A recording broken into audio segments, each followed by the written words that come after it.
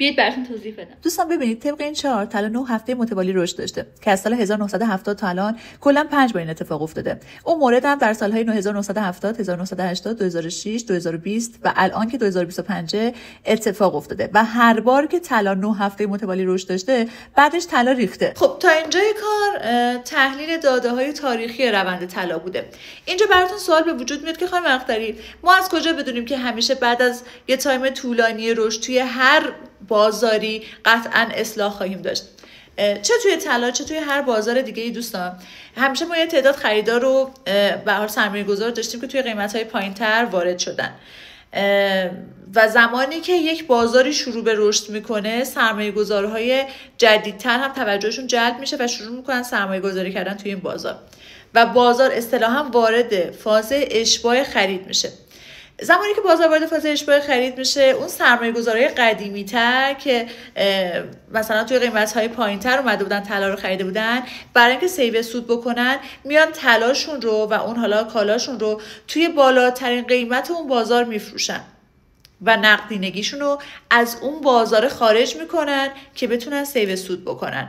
اینجا بازاره میاد میره توی فاز فروش، توی فاز اشباع فروش، یعنی هرچی سرمایه گذار قدیمی ها وارد شده بودن سعی میکنن تو اون قیمت بفروشن که بتونن سود ذخیره بکنن دیگه.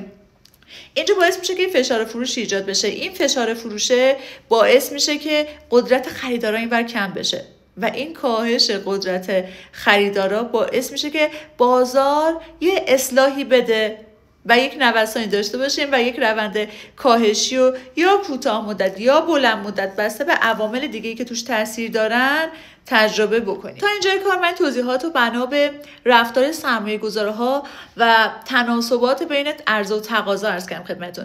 اما بازارهای اقتصادی و بازار مالی فقط مبتنی بر عرضه و تقاضا نیستن. عوامل زیادی مثلا تنش‌های سیاسی، مثل نرخ‌های بهره، مثل تصمیماتی که معمولاً حاکمیت‌ها برای اقتصاد کشورشون میگیرن روی همه این عوامل تاثیرگذار هستش. و در ادامه باید ببینیم که حالا توقعی که از اصلاح اونس طلا یا طلای 18 عیار توی ایران داریم چقدر میتونه تاثیر بگیره از مثلا تصمیمات بانک مرکزی توی ایران یا مثلا تغییراتی که نرخ بهره آمریکا میتونه روی این موارد بذاره و امثال. خب من همه این توضیحات خدمتتون دادم که در نهایت بهتون بگم که طلا 9 هفته متوالی رشد داشته. بعد از این 9 هفته متوالی از 2 هفته تا 2 ماه آینده احتمال ریزش 8 تا 15% طلا وجود خواهد داشت. این قطعی نیستش این درصد. فقط میخواستم خدمتتون هشدار بدم که اگر قصد سرمایه گذاری دارید یا اگر قصد دارید که حالا نوسانگیری انجام بدید از این تحلیل و این چارتی که خدمتتون توضیح دادم غافل نشید.